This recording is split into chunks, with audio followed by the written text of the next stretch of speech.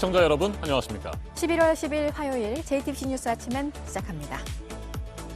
미국 제약회사 화이자와 독일 바이오엔테크가 함께 개발하고 있는 코로나19 백신의 효과가 90% 이상이라는 중간 결과가 나왔습니다. 전문가들의 예상을 훨씬 뛰어넘는 백신의 효능에 대해 세계보건기구 WHO는 환영의 뜻을 나타냈습니다. 유럽과 미국의 증시도 일제히 상승했습니다. 화이자는 이달 중으로 미국 식품의약국에 긴급 사용 승인을 신청할 방침입니다.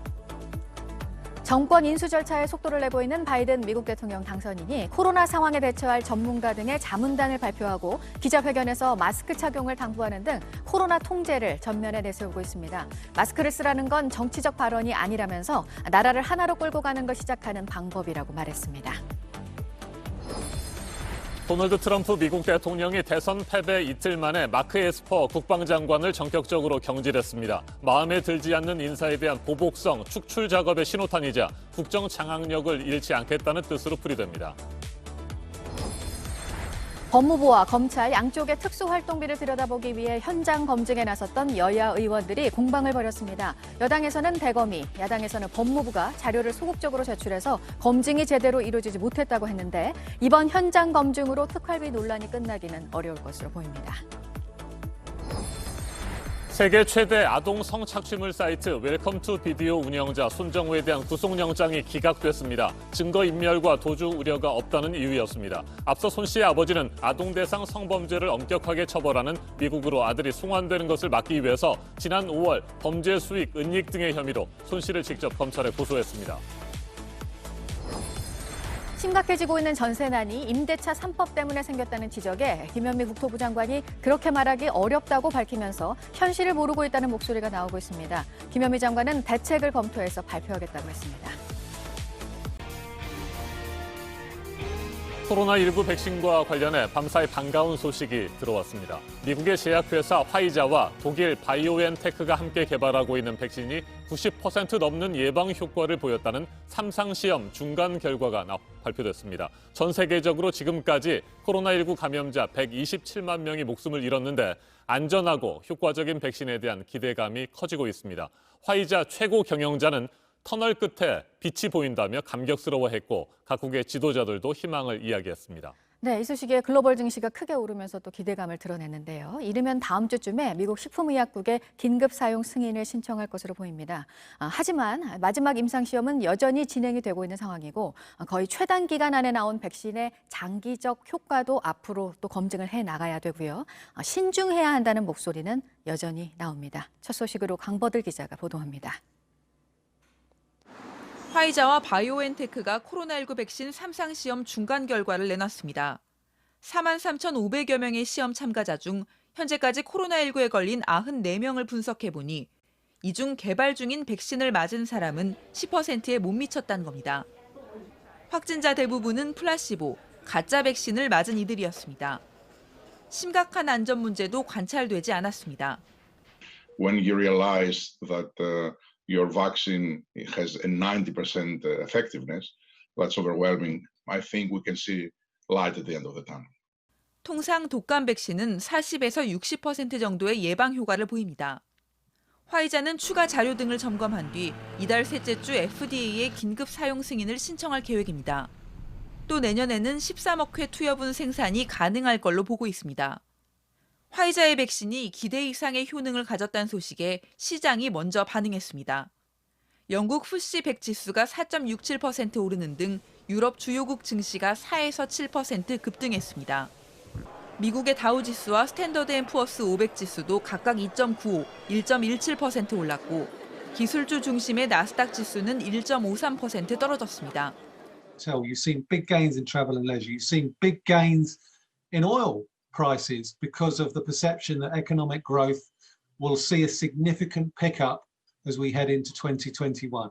각국은 기대를 드러내면서도 아직 3상 시험이 마무리되지 않았다는 점 등을 거론하며 신중한 태도를 보였습니다. We absolutely cannot rely on this news as a solution, and the biggest mistake we could make now would be to slacken our resolve at a critical moment. 백신의 효능이 얼마나 유지될지, 장기적으로도 안전한지 등은 아직 검증되지 않았습니다. JTBC 강버들입니다. 백신 개발에 대한 기대감이 이처럼 커지고 있지만 여전히 전 세계 코로나19 상황은 심각합니다. 특히 미국의 확진자 발생 속도가 너무 빠릅니다. 이틀 전 대선 승리를 공식 선언한 미국의 조 바이든 대통령 당선인은 코로나19를 통제하기 위한 본격적인 행보에 나섰습니다. 검사소 확대와 무료 검사, 개인 보호 장비 생산 증대 등을 적극적으로 추진할 13명의 자문단을 구성하고 발표했습니다. 미국이 암흑의 겨울에 직면하고 있다며 감염 확산을 막기 위한 마스크 착용도 국민들에게 호소했습니다. 코로나19 억제를 최우선 해결 과제로 제시하면서 대응에 실패한 트럼프 대통령과의 차별화를 명확하게 드러내려는 의도로 해석됩니다. 바이든 당선인이 현재 머물고 있는 델라웨어를 연결합니다. 홍희정 특파원, 바이든 당선인이 코로나19와 관련해 기자회견을 했군요. 구체적으로 뭐라고 말했습니까? 네, 예상했던 대로 바이든 당선인의 첫 행보는 코로나19 대응이었습니다. 오늘 오전 11시 53분쯤 제 뒤로 보이시는 델라웨어주 윌밍턴 퀸 시어터에서 카말라 해리스 부통령 당선인과 함께 참석해 기자회견을 열었는데요. 조금 전 40여 분 전까지 회의를 가진 후 이곳을 떠났습니다. 바이든 당선인의 주요 메시지는 마스크 착용을 간곡히 부탁한다는 것이었습니다. 기자회견 후 트위터를 통해서도 1월 20일까지 정식 대통령은 아니지만 오늘 자신이 전한 메시지는 마스크를 착용하라는 것이라며 거듭 강조했는데요. 오늘 기자회견 내용 잠시 들어보시죠. So please, I implore you, wear a mask. Do it for yourself. Do it for your neighbor. A mask is not a political statement. 네. 코로나19에 대응하기 위한 자문단도 구성해서 발표했죠. 앞으로 어떤 일들을 하게 됩니까? 네, 바이든 당선인은 기자회견에 앞서 코로나19를 정면으로 다루기 위한 13명의 자문단을 발표했습니다. 이번 자문단에는 트럼프 행정부의 코로나19 대응 문제점을 제기했다가 한직으로 밀려난 뒤 사직한 릭 브라이트 전 보건복지부 생물의약품 첨단연구개발국 국장도 포함됐습니다. 바이든 인수위원회 웹사이트에는 코로나19 대응이 최우선 과제로 올라와 있습니다. 여기에는 검사소 확대 및 무료 검사, 개인 보호 장비 생산 증대, 효과적이고 공정한 치료와 백신 제공 등 7가지 계획이 담겨 있는데요. 이들 계획을 자문단이 구체적으로 추진할 것으로 예상됩니다. 코로나19 대응에 실패한 트럼프 대통령과 확실하게 차별화하는 방안들을 추가로 내놓을 가능성이 높습니다. 이 같은 바이든 당선인의 코로나19 대응 행보에 세계보건기구 WHO 사무총장도 바이든 행정부와 긴밀한 협력을 바란다고 밝혔습니다. 네, 미국의 코로나19 상황은 여전히 심각한 수준입니다. 누적 감염자 수가 결국 1,000만 명을 넘어섰군요. 네, 오늘 기준 미국 코로나19 누적 감염자는 1,000만 명을 넘어섰습니다. 특히 900만 명을 돌파한 지 불과 열흘 만에 또다시 100만 명의 신규 환자가 발생하면서 최단기간에 100만 명의 감염자가 늘어나게 된 것입니다. 이 또한 새로운 기록입니다. 1,000만 명은 미국 전체 인구의 3%에 해당하는데요. 즉 미국인 100명 중에 3명이 코로나19에 걸린 적이 있다는 것으로 보시면 됩니다. 코로나19에 대한 적극적인 대응과 함께 바이든 당선인이 역점적으로 추진할 정책들, 현재 거론되고 있는 것들이 뭐가 있습니까? 네, 바이든 당선인은 코로나19 외에도 외교, 경제, 환경, 이민 분야 주요 정책들을 그 이전으로 되돌려놓는 데 주력할 전망입니다. 워싱턴 포스트에 따르면 가장 먼저 트럼프가 탈퇴한 파리 기후 협약과 세계보건기구 재가입 절차가 시작될 것으로 보입니다. 오바마 정부 때는 돋보였지만 트럼프 정부가 파기한 이란 핵 합의도 되살릴 가능성이 큽니다. 이 밖에도 부자 증세, 대기업 규제, 노조 권한을 강화하고 국경 장벽 등 반이민 정책을 철회할 것으로 전망됩니다. 지금까지 델라웨어 윌밍턴에서 JTBC 홍희정입니다.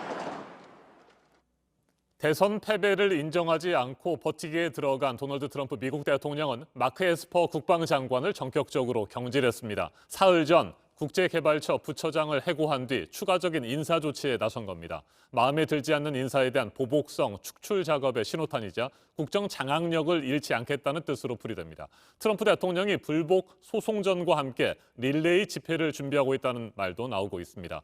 이번에는 워싱턴을 연결합니다. 임종주 특파원, 국방장관의 경질 가능성은 그동안 꾸준히 거론돼 왔습니다. 하지만 대선 패배 이틀 만에 매우 전격적으로 이루어졌어요.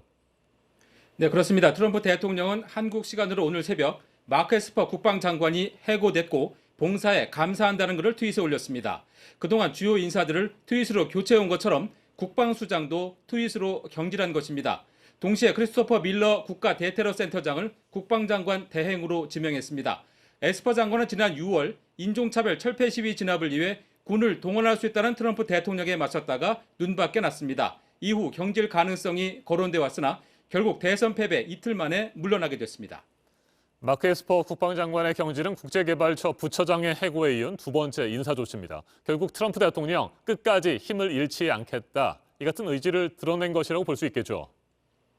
네, 트럼프 대통령은 폐색이 짙던 지난 6일 미국의 대외 원조를 담당하는 국제개발처 2인자 보니 글릭 부처장을 전격 해고했습니다. 또 연방에너지규제위원회 닐 채터지 위원장도 교체했습니다. 오늘 국방장관 교체는 그 연장선에서 선거 후 보복 인사의 본격 신호탄으로 보입니다. 충성도가 낮은 인사를 물갈이해 권력 누수를 차단하고 국정 장악력을 유지하겠다는 의도로도 풀이됩니다. 결국 바이든 후보의 대선 승리 선언을 인정하지 않고 소송 제기 등 불복 행보를 이어가겠다는 뜻이기도 합니다. 크리스토퍼 레이 미 연방수사국 FBI 국장과 지나 하스펠 중앙정보국 CIA 국장이 다음 인사조치 대상으로 거론되고 있습니다. 네, 트럼프 대통령이 릴레이 집회를 준비하고 있다는 소식도 들리던데 구체적으로 어떤 계획입니까? 네, 트럼프 대통령 캠프가 이번 선거가 사기라는 주장을 널리 알리기 위해 잇따라 집회를 여는 계획을 고려하고 있다고 CNN과 NBC 등 미국 언론이 보도했습니다. 몇 주 안에 선거 유세식 집회를 전국적으로 열겠다는 것입니다. 트럼프 대통령의 사위인 제러드 쿠슈너 백악관 선임 보좌관과 제이슨 밀러 캠프 선임 고문, 또 개인 변호사 루디 줄리아니 등이 집회를 밀어붙이고 있는 것으로 전해졌습니다. 캠프 측은 그러나 트럼프 대통령이 집회를 직접 개최하진 않을 것이라는 입장을 밝혔다고 의회 전문지 더 힐은 전했습니다. 네, 공화당 지도부가 이번 대선 결과에 대한 입장을 공식적으로 어떻게 정리할지도 궁금합니다. 미치 맥코넬 상원 원내대표, 트럼프 대통령을 옹호하고 나섰군요. 네, 맥코넬 공화당 상원 원내대표는 누구든 의혹이 있으면 조사하고 또 재검표를 요구할 권리가 있다며 트럼프 대통령의 불복 입장을 옹호했습니다. All legal ballots must be counted. Any illegal ballots must not be counted. The process should be transparent or observable by all sides. 공화당 내에선 밋 롬니 의원을 비롯해 상원의원 4명이 바이든 당선인에게 축하의 뜻을 표했지만 트럼프 대통령 측근 인사들은 승복 거부 입장을 지지하고 있습니다. 최측근 인사로 꼽히는 린지 그레이엄 상원의원은 트럼프 대통령이 소송에서 이기지 못하면 2024년 대선 재도전을 권하겠다고 밝히기도 했습니다. 네, 트럼프 대통령이 대선 결과에 승복하지 않는 중요한 이유로 퇴임 이후에 기소되거나 법적 분쟁에 휘말릴 가능성이 높기 때문이라는 분석도 나오고 있는데 자기 자신을 사면시키는 이른바 셀프 사면의 가능성까지 거론되고 있습니까? 네, 트럼프 대통령은 퇴임과 함께 면책 특권이 사라지면 탈세와 성추문 의혹, 또 측근들의 선거자금법 위반 혐의 등 여러 건의 민형사상 법적 문제와 직접 맞닥뜨리게 됩니다. 기소돼 재판에 넘겨질 가능성도 배제할 수 없습니다. 이 때문에 퇴임을 앞두고 대통령의 권한을 행사해 자기 자신과 측근들을 사면할 수 있다는 가능성입니다.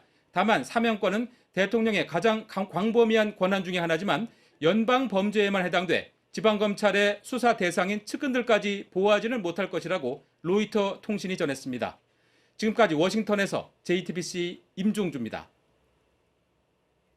국회 법제사법위원회 소속 의원들이 어제 대검찰청과 법무부의 특수활동비 사용 내역을 점검했습니다. 여야 의원들은 두 기관이 자료를 부실하게 제출해 점검을 제대로 할 수 없었다고 한 목소리로 지적했습니다. 그러면서도 여당은 검찰과 윤석열 총장을, 야당은 법무부와 추미애 장관을 타깃으로 문제점들을 비판했습니다. 김태형 기자가 보도합니다. 법무부와 대검찰청에 대한 특활비 점검은 지난 5일 추미애 법무부 장관의 의혹 제기가 발단이 됐습니다. 총장이 중앙지검장일 때와는 다르겠지요. 이제 중앙지검에는 특활비를 내려 보내지 않아서 수사팀이 굉장히 고충을 겪고 있다 하는 일선의 얘기가. 어제 점검에서는 대검찰청이 서울중앙지검의 특활비 총액의 16%가량을 지급한 사실이 확인됐습니다. 3시간에 걸쳐 특활비 내역을 열람한 여야의 입장은 엇갈렸습니다. 여당은 자료 제출 미비를 문제 삼았고 대검의 자료는 그 자료가 있기는 했지만 오히려 너무나 창별로만 돼 있는 그런 상황 자료라서 전혀 어떻게 보면 정보로서의 가치가 별로 없는. 야당은 추 장관의 의혹 제기가 잘못됐다고 꼬집었습니다.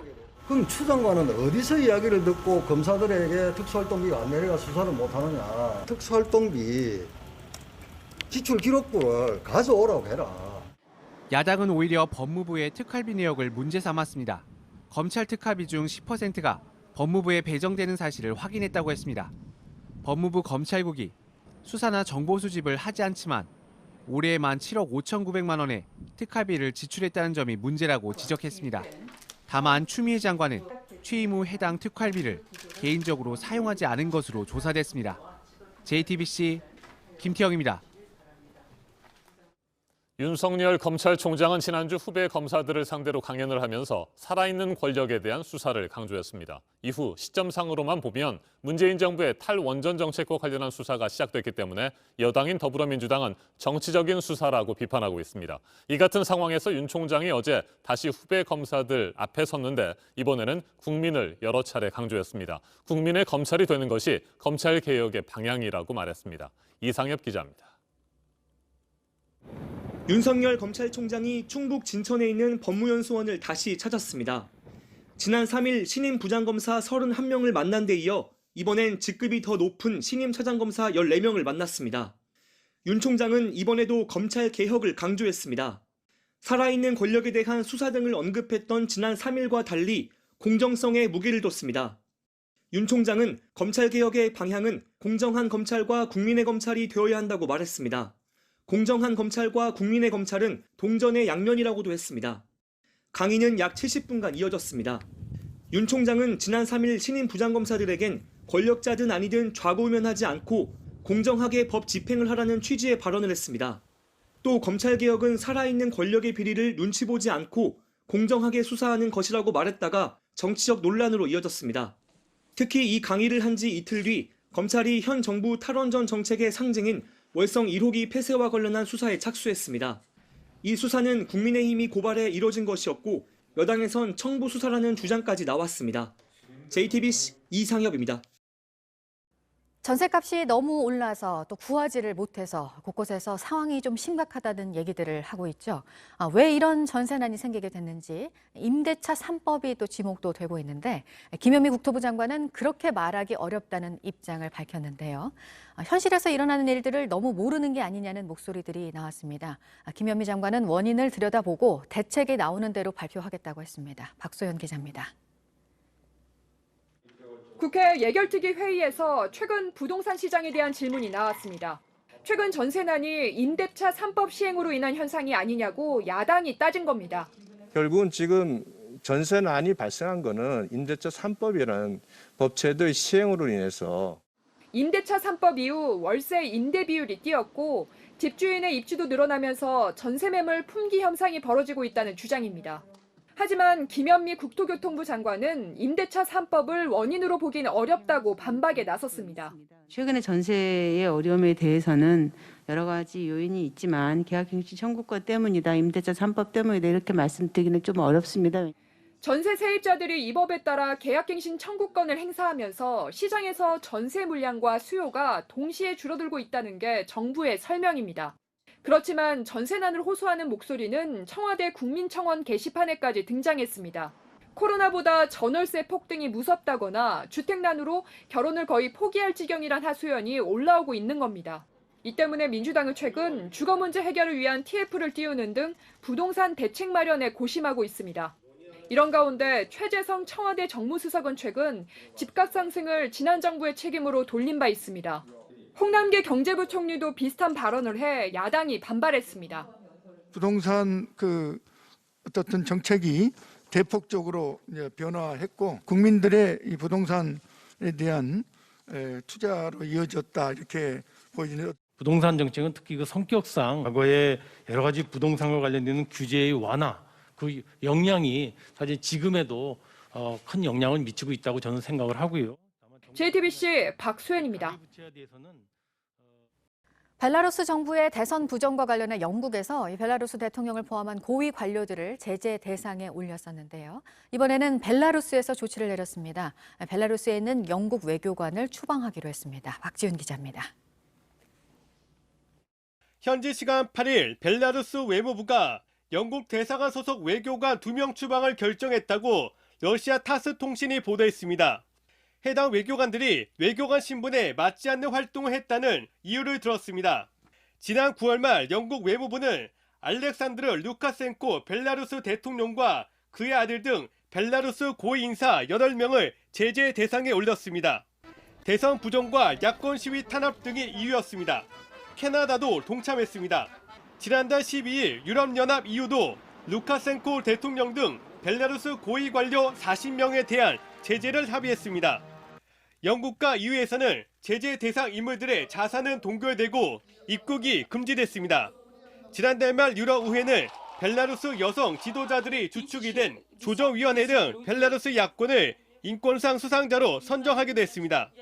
대통령 퇴진 등을 요구하는 벨라루스 야권 저항 시위는 14주째 이어지고 있습니다.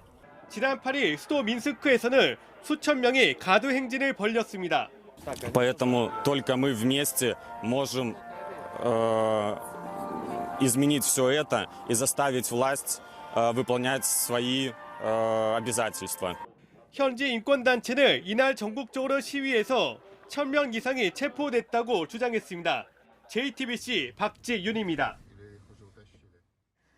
우리나라와 중국, 일본을 포함해서 아세안 국가들도 참여하는 자유무역협정이 타결이 됐다는 소식이 지난주에 전해졌었고요. 현재 각 나라들이 국내 승인 절차를 진행하고 있습니다. 보도국 연결해서 이 소식 알아보도록 하겠습니다. 이재승 기자, 이번 주 말 정도면 서명식이 있을 거라는 게 새로 전해진 내용이죠? 네, 그렇습니다.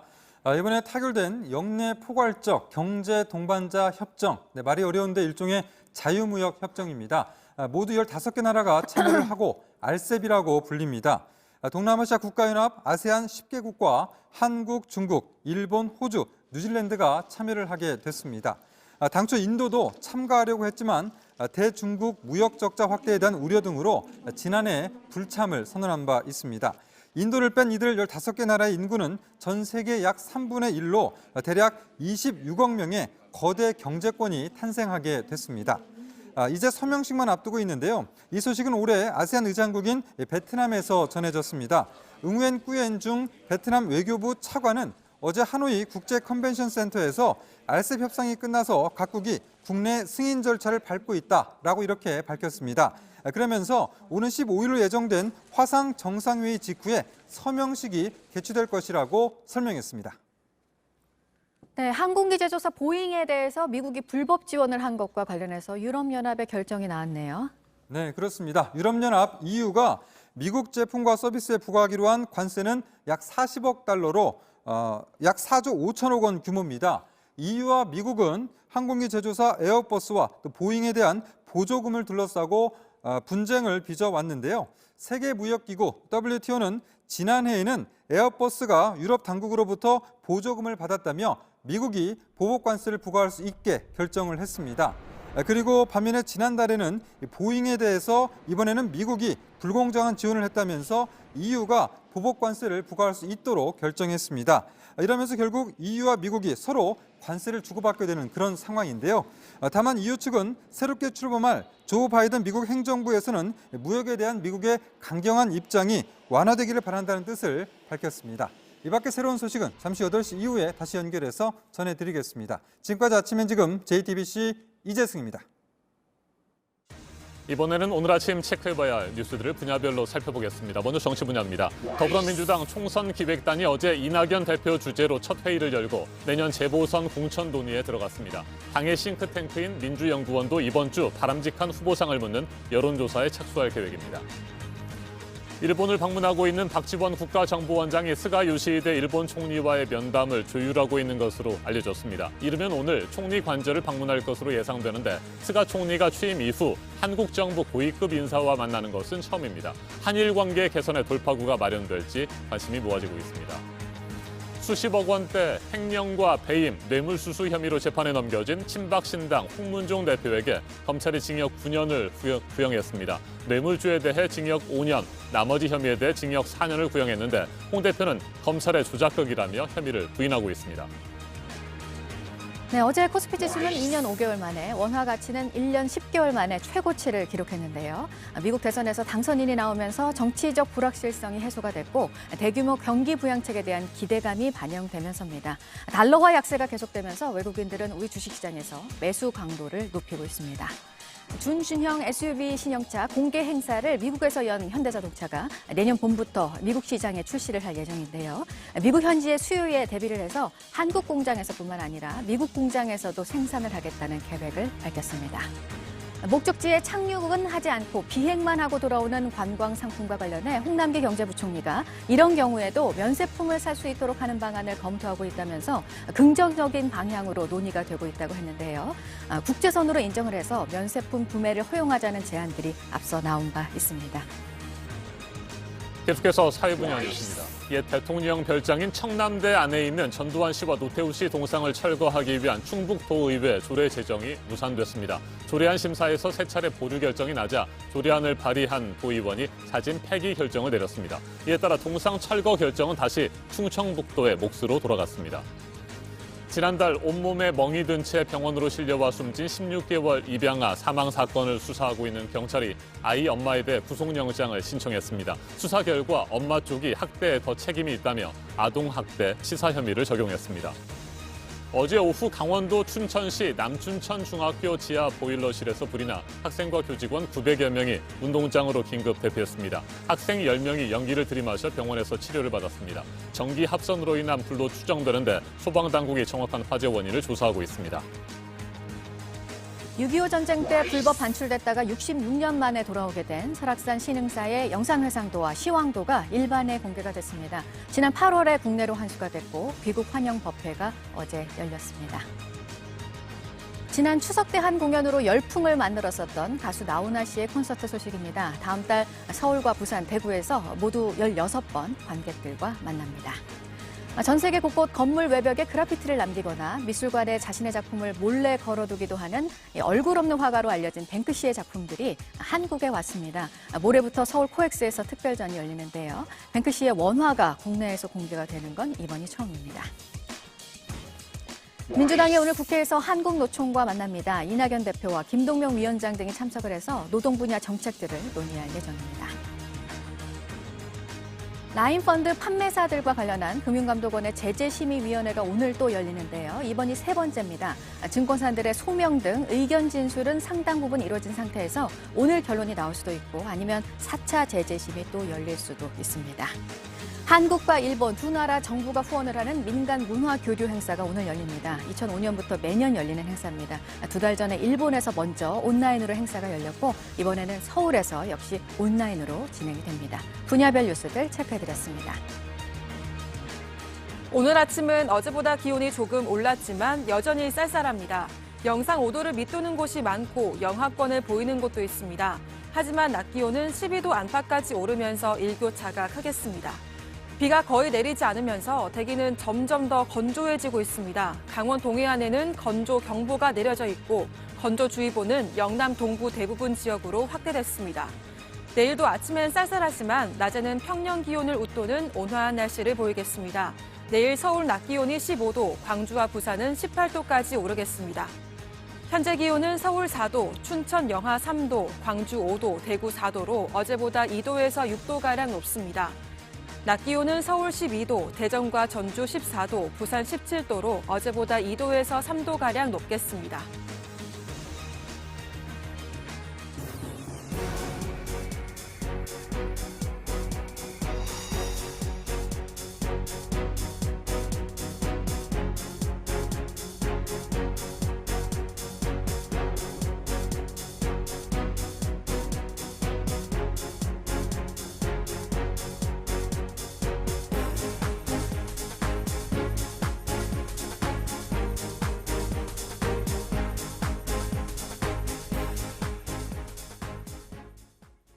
세계 최대의 아동 성착취물 사이트 웰컴 투 비디오의 운영자 손정우 씨에 대한 구속영장이 기각됐습니다. 증거인멸과 도주 우려가 없다는 이유였습니다. 앞서 손 씨의 아버지는 가상화폐 계좌로 범죄 수익금을 숨긴 혐의 등으로 아들을 고소했습니다. 손 씨의 미국 송환을 막기 위해서였습니다. 오선민 기자입니다. 웰컴 투 비디오의 운영자 손정우 씨가 구속을 피했습니다. 서울중앙지법은 손 씨가 주요 피의 사실을 대체로 인정한다며 기본적인 증거가 수집돼 있어 증거인멸 염려가 없다고 밝혔습니다. 이어 손 씨가 불구속 상태에서 수사를 받았고 신문 절차에 출석해 도주 우려가 없다고 설명했습니다. 지난 5월 손 씨의 아버지는 아들을 직접 서울중앙지검에 고소했습니다. 손 씨가 동의 없이 아버지의 개인정보로 가상화폐 계좌를 개설해 범죄 수익금을 은닉했다는 등의 내용이었습니다. 아동 대상 성범죄의 엄격한 미국으로 송환되는 것을 막고 국내에서 처벌받게 하기 위해서입니다. 이 사건을 맡은 경찰청 사이버수사과는 범죄 수익 은닉 규제법 위반 등 혐의를 적용해 지난 6일 손 씨에 대한 구속영장을 신청했습니다. 앞서 손 씨는 웰컴 투 비디오를 운영하며 아동 음란물을 거래한 혐의 등으로 지난해 징역 1년 6개월의 실형을 확정받았습니다. 올해 4월 만기 출소할 예정이었는데 미국 법무부가 손 씨의 강제 송환을 요구해 석방이 미뤄졌습니다. 그러나 지난 7월 서울 고등법원이 범죄인 인도를 허가하지 않으면서 풀려났습니다. 재판부는 손 씨가 미국으로 송환되면 국내에서 진행 중인 웰컴 투 비디오 관련 수사에 지장이 생길 수 있다고 판단했습니다. JTBC 오선민입니다. 어제 오후 5시 40분쯤 강원도 철원군 근남면 복주산 입구 인근 도로에서 승용차가 마주오던 1톤 화물차를 들이받았습니다. 이 사고로 화물차 운전자 A씨가 크게 다쳐 병원으로 옮겨졌지만 숨졌고 승용차 운전자와 동승자도 다쳐서 치료를 받고 있습니다. 경찰은 승용차가 앞차를 추월하려다가 마주오던 화물차와 부딪힌 것으로 보고 정확한 사고 경위를 조사하고 있습니다. 어제 오후 6시 반쯤 전남 신안군 흑산도 북서쪽 약 31km 해상에서 승선원 10명을 태운 35톤급 어선이 전복됐다는 신고가 접수됐습니다. 9명의 승선원은 인근에서 조업하고 있던 선박에게 구조됐지만 선장인 59살 A씨는 여전히 실종 상태입니다. 해경은 모든 경비함정에 비상소집령을 내리고 항공기 2대 등을 급파해 A씨를 수색하고 있습니다. 어제 오후 3시 50분쯤 서울 노원구 하계동에 있는 장애인 복지시설의 1층 모자 작업장에서 불이 나 26분 만에 꺼졌습니다. 장애인들과 시설 관계자 40여 명이 대피했고 50대 남녀가 각각 2도와 3도 화상을 입어 인근 병원으로 옮겨졌습니다. 소방당국은 정확한 화재 원인을 조사하고 있습니다.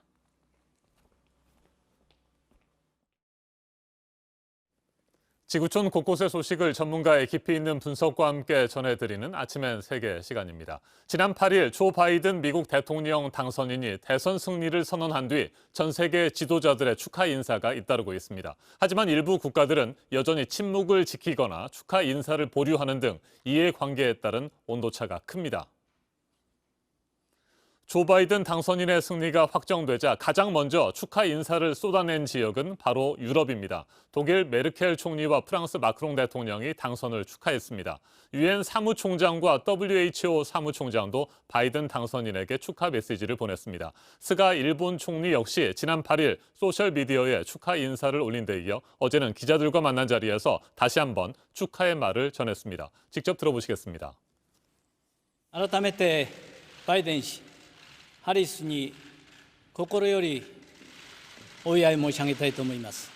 またバイデン氏との私の電話会談、また訪米については現時点においては何も決まってませんが、今後タイミングを見て調整をしていきたい、このように思います。以上です。 미국과 지리적으로 가까운 중남미 지역도 미국 대통령 선거 최종 결과에 주목하고 있습니다. 트럼프 행정부 시절 강한 제재로 인해 어려움을 겪었던 쿠바와 베네수엘라는 제재가 다소 완화되고 관계가 개선될 것을 기대하면서 환영했습니다. 남미의 트럼프로 불리던 보우소나루 브라질 대통령은 트럼프 대통령의 불복 행보에 겸손하라며 선을 그었지만 바이든 당선인에게 공식 축하 인사는 건네지 않고 있습니다. 트럼프 대통령의 반멕시코 성향에도 불구하고 의외로 좋은 관계를 유지했던 오브라도르 멕시코 대통령은 아직까지 미국 대선이 끝나지 않았다며 신중한 반응을 보이고 있습니다. 관련 발언 들어보시죠. Yo no puedo decir felicito a un candidato, felicito al otro, porque quiero esperar a que termine el proceso electoral. 스트롱맨으로 불리는 권위주의 통치자들이죠. 시진핑 중국 국가주석과 푸틴 러시아 대통령, 그리고 에르도안 터키 대통령은 바이든 당선인에게 축하 인사를 건네지 않고 대선 결과에 대해 침묵하고 있습니다. 러시아 크렘린궁은 공식 개표 결과가 나올 때까지 기다리는 것이 합당하다는 입장을 발표했습니다.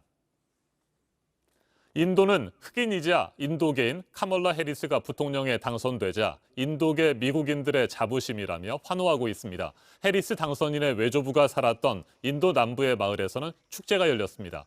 인도의 유명한 모래 예술가들은 바이든 대통령 당선인과 해리스 부통령 당선인의 승리를 축하하는 작품을 만들어서 공개했습니다.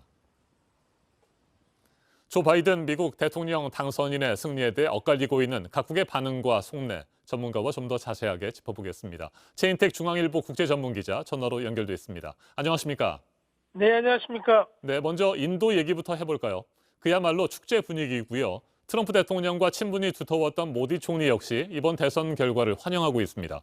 인도계 부통령의 탄생이 앞으로 인도와 미국 관계에는 어떤 영향을 미칠까요? 예, 원래 나렌드라 모디 총리는 국경 분쟁 중에 있는 중국에 대한 견제 차원에서 미국, 일본, 호주 등과 함께 군사훈련을 인도양에서 벌이는 등 관계를 돈독히 해왔습니다. 경제관계도 당연히 밀접하고요. 미국과는 원자력 협력도 강화해왔습니다. 네.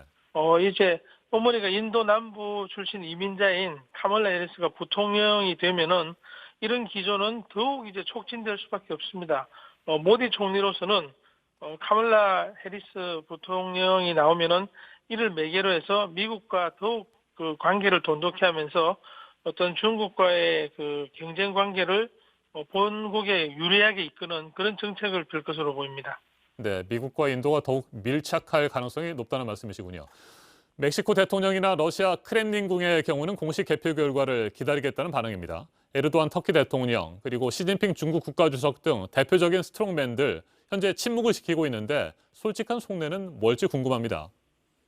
예, 이 나라들 특히 이제 그 러시아와 중국은 미국식 민주주의를 하다가 혼란을 일으키고 내분이 나고 있다 이렇게 이제 선전을 해왔는데요.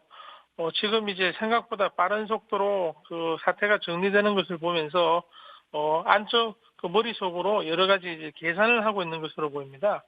근데 중국의 경우 동상이몽을 꾸는 모습이 보이고 있는데요. 바이든이 당선하면은 미국이 항행의 자유를 내세우고 중국하고 충돌해온 남중국 문제 혹은 이제 미중 무역 전쟁에서 큰 양보를 할 것으로 기대한다는 그런 보도가 잇따르고 있습니다.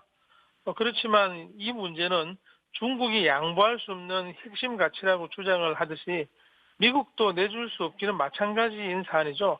그래서 방식은 다르겠지만 앞으로도 계속 마찰이 벌어질 가능성이 커지니까 지금 현재 침묵하면서 공식적인 반응을 좀 자제하는 게 아닌가 그렇게 볼 수 있겠습니다. 네, 문재인 대통령과 스가 일본 총리는 어제 바이든 당선인에게 육성으로 축하 인사를 건넸습니다.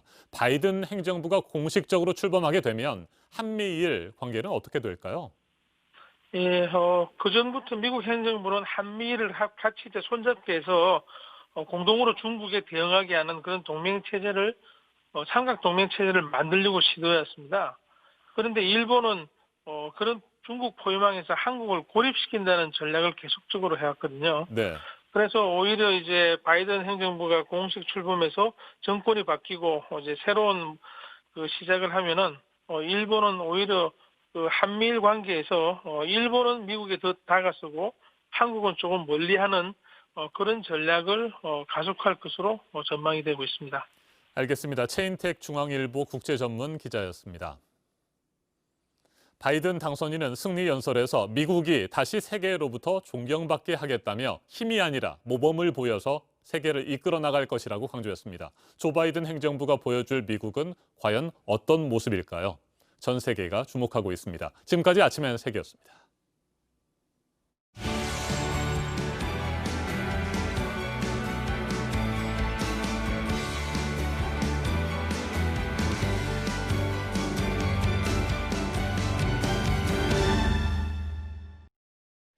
네, 화요일 아침 8시 8분 지나고 있습니다. 코로나 영향으로 생계가 흔들리게 된 사람들, 자영업자분들의 사정은 말할 것도 없고요. 다니던 회사에서 더 이상 일을 할 수 없게 된 노동자들도 그렇습니다. 직격탄을 맞은 항공업과 관련된 사람들이 대표적이고 역시 혹독한 시기를 보내고 있는 외식업계에서도 무급휴직, 희망퇴직을 받는 곳들이 있습니다. 박영우 기자가 보도합니다. 인천공항 면세점에서 일했던 홍모 씨. 코로나19가 본격적으로 확산하자 회사의 권유로 무급휴직을 했습니다. 월급을 못 받은 채 복직을 기다리길 넉 달.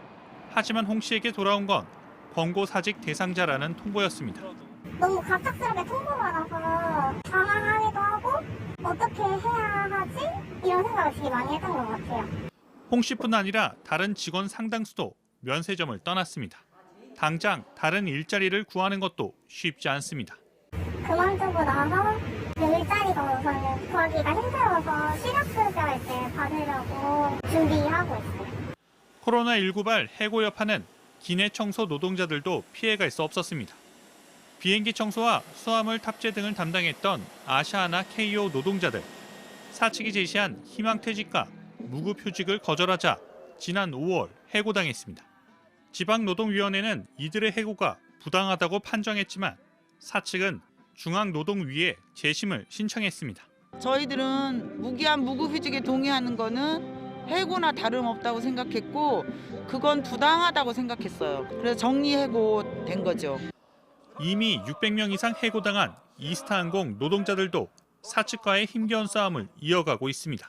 최근엔 외식업계에서도 CJ 푸드비를 비롯해 희망퇴직을 받는 곳들이 생겼습니다. JTBC 박영호입니다.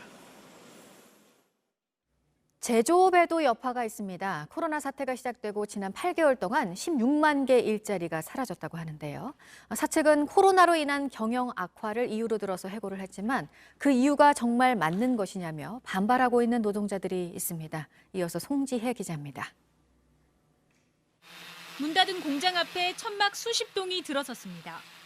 버스 생산 기업인 자일대우 상용차의 울산 공장입니다. 이 회사 노동자 350여 명은 추석 연휴 마지막 날 해고됐습니다.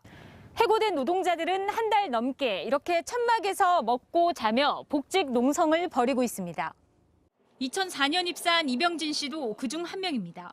아빠의 해고를 예감한 아들이 학원도 안 가도 된다고 그러고 돈도 아껴 쓴다고 얘기를 하고 그런 모습을 보면 정말 마음 아프고요. 대우 상용차 측은 8월 말 고용노동부에 생산직 직원 대부분인 350여 명을 해고하는 계획서를 냈습니다. 이유는 코로나19 확산 등으로 인한 경영 악화였습니다.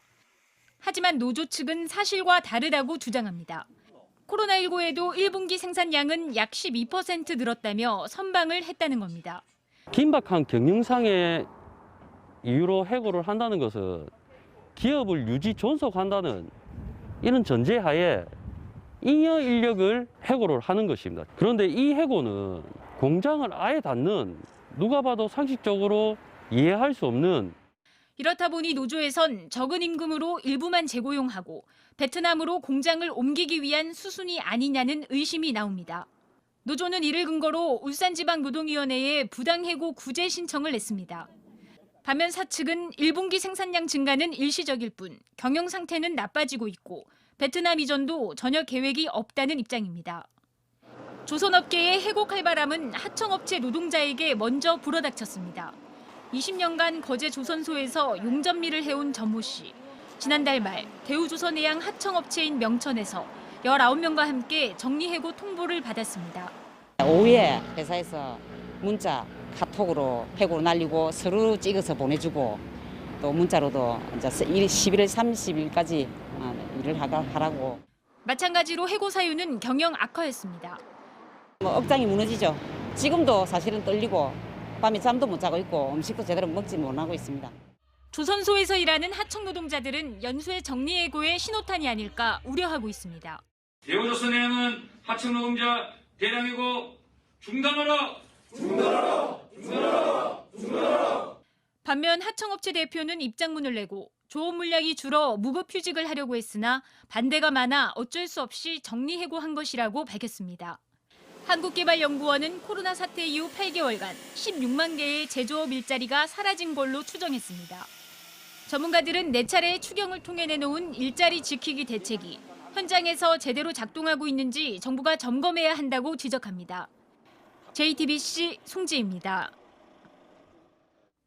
미국의 제46대 대통령으로 민주당 조 바이든 후보가 당선되면서 바이든의 경제 정책, 이른바 바이드노믹스가 세계 경제에 미칠 영향에도 관심이 집중되고 있습니다. 특히 무역 의존도가 높은 한국 경제와 금융시장에는 어떤 영향을 줄지 전문가와 전망해 보도록 하겠습니다. 정철진 경제평론가 자리에 함께했습니다. 어서 오십시오. 네, 안녕하십니까. 네, 일단 궁금한 건요. 트럼프 대통령이 아니라 조 바이든 민주당 후보가 당선이 된 것이 우리 경제에는 도움이 됩니까? 그렇지 않습니까?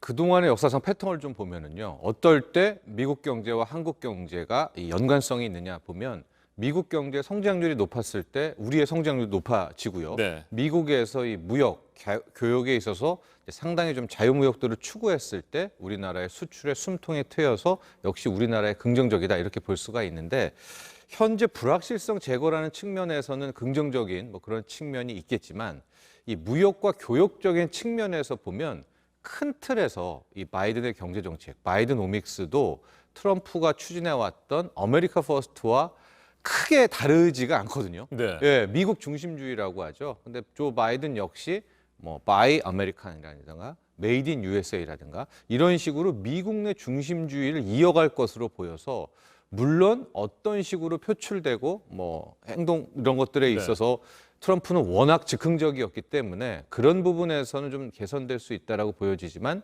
바이든이 됐을 때 상당히 미국에서 과거처럼 수입을 많이 한다라든가 이런 것은 좀 기대하기 힘들지 않을까라고 볼 수가 있고 또 하나 뒤에서 또 얘기하겠지만 일부 언론에서는 이제 바이든이 친중이다 이렇게 얘기는 하지만 지금 큰 틀에서 보면 미국은 어떻게 되든 중국을 압박하는 정책을 계속해서 이어져 오고 있고요. 네.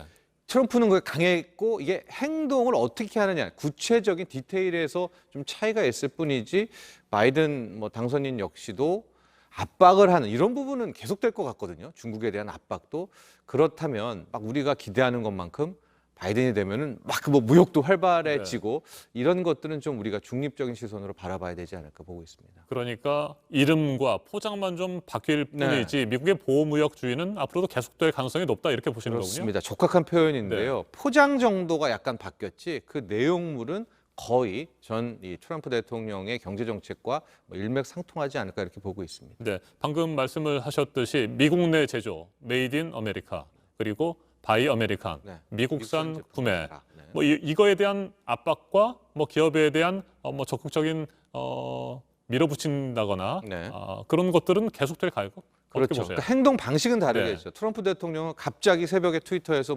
행정명령을 통해 가지고 철강산에다 수입산 관세를 붙인다 이렇게 즉흥적이었지만 아마 조 바이든 후보는 그런 패턴은 아니더라도 미국 중심주의에 대한 어떤 경제적인 측면에서는요 유지되지 않을까 이렇게 보고 있습니다. 네, 우리 기업들뿐만 아니라 다른 외국 기업들에 대해서도 미국에 공장을 지어라 이런 식의 압박을 트럼프 대통령이 했었잖아요. 그런 압박도 이어질 가능성이 있습니까? 그렇죠. 그러나 그 압박하는 모양새가 상당히 좀 달라지겠죠. 그렇지만은 결정적으로 그 기조도 유지될 것이고요. 중국에 대한 압박도 모습만 달라졌을 뿐이지 아마도 이어지지 않을까. 게다가 트럼프 행정부 시절에 지금 중국의 금융시장을 굉장히 다 개방시켜놨거든요. 여차할 경우에는 다시 미국 자금, 달러 자금이 들어갈 수 있을 정도로 그런 와중에서 중국을 다시 풀어준다, 압박을 이제 안 한다 이런 것도 현재 생각하기는 좀 힘든 대목이 있어서 우리가 이런 점들은 좀 담담히 지켜봐야 되지 않을까 보고 있습니다. 네, 미국과 중국의 무역 갈등이 앞으로도 계속된다면 우리 경제 지금까지도 힘들었었는데 앞으로도 힘들 수밖에 없겠군요. 네, 그렇고 오히려 이제 많은 이제 정치 외교 전략가들도 앞서서 얘기는 했지만 이제 그 동안에서도 뭐 미국을 선택해야 되느냐, 중국을 선택해야 되는 문제가 있었지 않았습니까? 이것이 바이든 행정부 들었다고 해서 우리가 자유로울 수 있느냐? 절대 그럴 것 같지는 않고요. 오히려 더 여기에 대한 선택에 대한 문제가 또 한국 경제 또 정치 외교에도 함께 미치지 않을까 이렇게 보고 있습니다. 네, 트럼프 대통령이 탈퇴했던 파리 기후협약에 조 바이든 당선인은 가입하겠다 이렇게 밝히고 있지 않습니까? 네. 뭐 지구를 지키는 측면에서 환경을 보호한다는 측면에서는 바람직한 방향인 것은 맞는데 우리 경제에 미칠 영향도 또 생각을 해봐야 될 것 같습니다. 당장 뭐 석유라든지 가스와 관련된 산업들 그리고 뭐 제조업에 대해서도 상당한 영향이 있을 것 같은데 이건 어떻게 전망하세요? 그렇습니다. 이 조 바이든 후보, 바이든오믹스는 이제 성장 동력에 있어서 방금 말씀하신 이 그린 정책을 그린 뉴딜을 선택했다 이렇게 볼 수가 있습니다. 큰 틀에서 바이든 후보의 이 바이든오믹스 경제 정책은 성장과는 좀 괴리가 있어요. 가령 세금 문제도 이제 증세로 나가고 있거든요. 법인세도 오바마 시절까지는 아니지만 뭐 다시 28%까지 올리고요. 개인소득세도 올리고 이런 부분이 있는데 그렇다면 어떤 산업에서 출구를 찾느냐 선택한 것이 방금 말씀하신 환경 분야입니다. 그래서 신재생 에너지라든가 뭐 2차 전지라든가 이런 부분에서 어떤 좀 동력을 찾으려고 하고 있거든요. 그런데 그쪽이 뭐 그렇게 성장성이 큰 부분은 아닙니다. 일자리가 많이 나온다라든가 어떤 부분은 아니지만 어쨌거나 이 그린 뉴딜은 이제 바이든 후보가 가장 밀고 있는 정책이고 이것이 실은 현재 문재인 정부의 한국판 뉴딜도 디지털 뉴딜, 그린 뉴딜과 나눠져 있지 않습니까? 우리의 그린 뉴딜과 좀 일맥상통하는 측면이 있어서 이런 것들은 긍정적일 수 있다 이렇게 바라보고는 있는데 문제는 이 국제 유가입니다. 아마 시청자 여러분들도 미국 내에 뭐 거의 미국에서 200년에서 400년 쓸 어마어마한 셰일가스가 묻혀 있다. 뭐 이런 그래서 유가는 당분간 못 오를 것이다. 이런 뭐 이론들과 주장들이 있는데 지금 바이든 후보는 셰일가스를 축출해내는 거, 뭐 이거 프래클링이라고 하는데 보통 원유는 한 번만 파면 되거든요. 근데 셰일가스는 퇴적암 밑에 있어서 이렇게 팠다가 이렇게 파는 이 두 번을 파야 되는데 이 수압팟에 이게 환경을 엄청 훼손합니다. 그러니까 여기에 대한 규제를 만약에 하게 된다면 미국은 엄청난 양의 셰일가스가 있으면서도 활용하지 못하게 되겠고요. 반대적으로 유가는 오히려 상승할 수가 있겠고 유가가 상승하면 실은 약간 좀 중장기적인 문제이긴 하지만 그토록 왜 안 나오지 했던 뭐 인플레이션이라든가 물가 상승이 나올 수가 있는데 이건 또 결국 금리 상승으로 이어지지 않습니까? 이런 측면을 좀 고려해 본다면 이게 굉장히 뭐 1차, 1, 2차 함수가 아니라 고차원의 함수다 이렇게 볼 수 있겠죠. 네, 조 바이든 후보가 개표 과정에서 뭐 유력하다는 소식이 전해진 이후부터 뭐 지금까지도 계속해서 뉴욕의 주식시장은 아주 활기를 띠고 있습니다. 우리 주식시장도 좋고요. 이건 어떻게 분석해야 됩니까? 전 세계적으로 다 좋았는데요. 첫 번째는 역시 불확실성의 제거다. 이게 볼 수가 있겠고 단기적으로 이렇게 전 세계 주가가 급등한 것은 그동안에 11월 3일 미 대선 전에 한 2주간의 주가를 끌어내렸던 악재가 경기 부양에 대해서 지금 뭐 민주당과 공화당이 합의가 안 됐던 그런 부분인데 현재 만에 하나 뭐 아직까지 이 상원 의원에서 공화당이 민주당 다수당의 결정은 안 냈지만 이것까지 판단이 결정이 나서 블루 웨이브에 준하는 상황이 된다면 그러니까 상원과 양원을 모두 좀 민주당이 압도하게 된다면 바로 경기 부양이 시작되는데 그 규모가 지금 거의 2조 3천억 달러 이상이지 않습니까? 2,500조 원 정도가 또 풀리게 되는 그렇다면 당연히 좀 시장은 환호할 수밖에 없어서 단기적으로는 그 경기 부양에 대한 기대감 또 불확실성의 제거 이렇게 볼 수가 있겠고 어젯밤 오늘은 이제 파이자의 그 백신 소식이 들려오면서 거의 이제 급등한 모습이었었는데 이 백신 부분은 좀 이제 한 일주일 정도는 더 검증을 해봐야 되지 않을까 그렇게 보고 있습니다. 네, 알겠습니다. 여기까지 듣겠습니다. 정철진 경제평론가였습니다. 말씀 잘 들었습니다. 문재인 대통령이 어제 공식적으로 당선인이라는 호칭을 쓰면서 조 바이든 미국 대통령 당선인에게 축하의 메시지를 보냈습니다. 김대중 클린턴 정부 때처럼 두 나라의 민주당 정부가 함께 한반도의 평화를 진전시켜 나가자는 희망도 나타냈습니다. 류정화 기자가 보도합니다. 문 대통령은 바이든 당선인 호칭을 쓰며 직접 축하의 뜻을 밝혔습니다. 바이든 대통령 당선인과 해리스 부통령 당선인이 미국을 통합시키고 성공하는 정부를 이끌어 나가길 기원합니다. 특히 한반도 평화 프로세스 진전에 어떠한 공백도 생기지 않도록 차기 정부와 지혜를 모으겠다고 했습니다.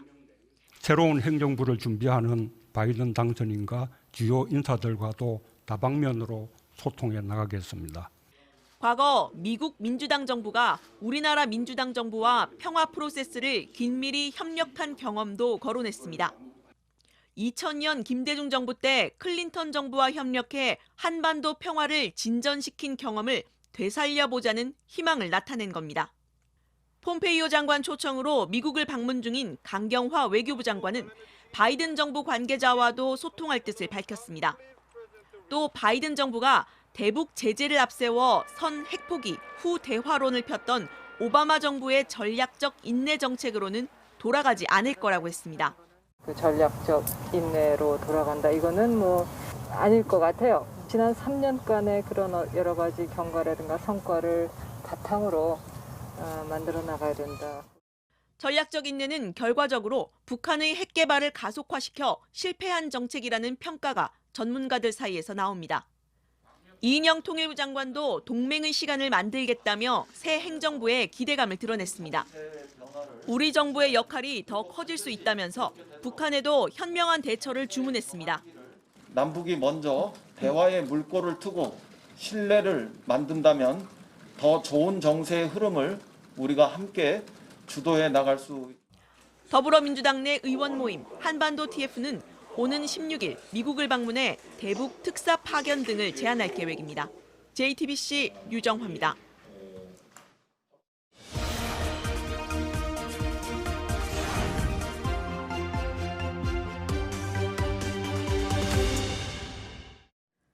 코로나 때문에 여러 가지로 힘겨운 나날 속에서 어른들만큼이나 우리 아이들이 또 받는 스트레스도 만만치가 않다고 하죠. 코로나 때문이 아니더라도 늘 그 마음속 이야기를 들어주고 보듬어줘야 할 우리 아이들인데요.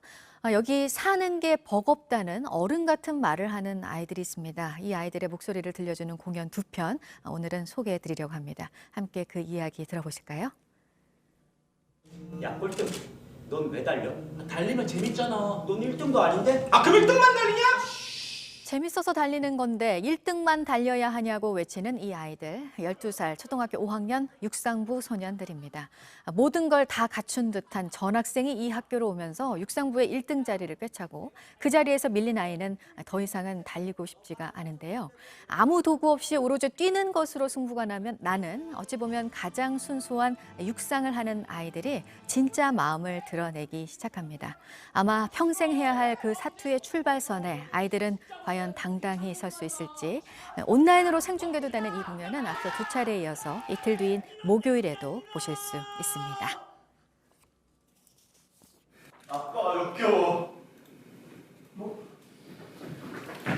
너 지금 뭐라고 썼어? 맨날 이에 대해서 인생에 대해서 거창하게 설명을 하면서 우리는 뒤도 안 돌아보고 쓰레기들아 버렸잖아. 네, 아빠는 말로만 했지 자신을 진심으로 챙기지 않았다고 말하는 이 아이는 헤어진 부모 밑에서 어디에도 마음을 두지 못하는 아들입니다. 학교는 가기 싫고 마음의 병은 점점 더 심해지고 아빠는 어떻게든 아이의 진짜 마음을 들어주려고 하는데요. 괜찮은 척했던 아이가 실은 정말 원했던 사랑에 결국 닿을 수 있을까요? 아침엔 라이프였습니다. 네, 전체 응시 대상 의대생의 86%가 치르지 않았습니다. 의사 국가시험 실기시험이 오늘 끝나는데요. 보도국 연결해서 소식 들어보도록 하겠습니다. 올해 안에 실기시험을 더 볼 수는 없는 상황인 거죠? 네, 그런 상황으로 보입니다.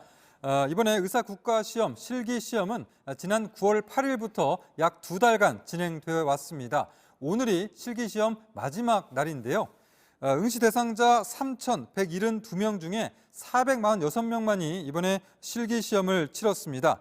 전체 응시 대상 의대생의 86%, 2,700여 명이 실기시험을 보지 않은 겁니다. 원래대로라면 이들은 실기시험을 보고 내년 1월에 필기시험을 치러서 의사 면허를 획득하게 되는데 그게 어렵게 됐습니다. 의료계에서는 의료 대란을 막기 위해서 정부가 재응시기를 열어줘야 한다 이렇게 주장해 왔습니다. 그러나 올해 안에 이들이 실기시험을 추가로 응시할 수 있는 방도는 없어 보이는데요.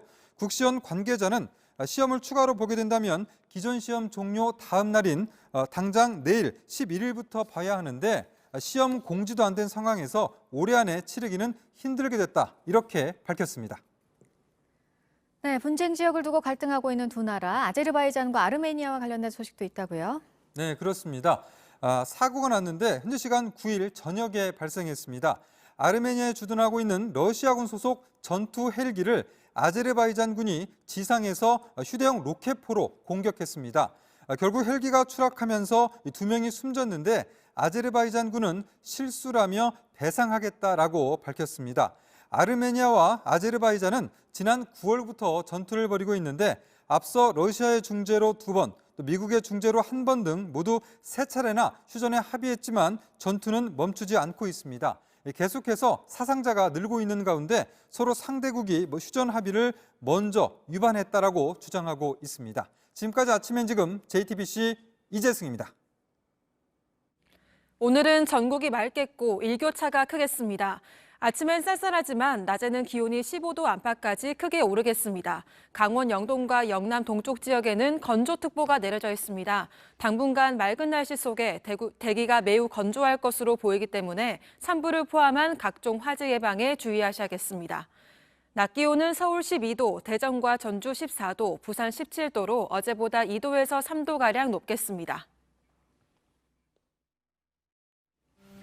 아침엔 뉴스워치, 오늘 하루 관심을 가지고 지켜봐야 할, 기억해야 할 뉴스 끝으로 정리해드립니다. 미국 제약회사 화이자와 독일 바이오엔테크가 함께 개발하고 있는 코로나19 백신의 효과가 90% 이상이라는 중간 결과가 나왔습니다. 전문가들의 예상을 훨씬 뛰어넘는 백신의 효능에 대해 세계보건기구 WHO는 환영의 뜻을 나타냈습니다. 유럽과 미국의 대부분 증시도 일제히 상승했습니다. 화이자는 이달 중으로 미국 식품의약국에 긴급 사용 승인을 신청할 방침입니다. 바이든 미국 대통령 당선인이 코로나 통제를 전면에 내세우며 당선인 행보를 이어가고 있습니다. 코로나에 대응할 자문단을 발표했고 정치적인 발언이 아니라면서 마스크를 쓰라고 호소했습니다. 도널드 트럼프 미국 대통령이 대선 패배 이틀 만에 마크 에스퍼 국방장관을 전격적으로 경질했습니다. 마음에 들지 않는 인사에 대한 보복성 축출 작업의 신호탄이자 국정 장악력을 잃지 않겠다는 뜻으로 풀이됩니다. 법무부와 검찰의 특수활동비를 확인하겠다며 여야 의원들이 현장 검증에 나섰지만 눈에 띄는 성과 없이 공방만 이어졌습니다. 여당은 대검이 자료를 소극적으로 냈다고 했고 야당은 법무부가 자료를 사실상 내지 않았다며 책임을 넘겼습니다. 오늘 전해드릴 소식은 여기까지입니다. 이상으로 JTBC 뉴스 아침엔 화요일 순서 모두 마치겠습니다. 건강한 하루 보내시기 바랍니다. 고맙습니다.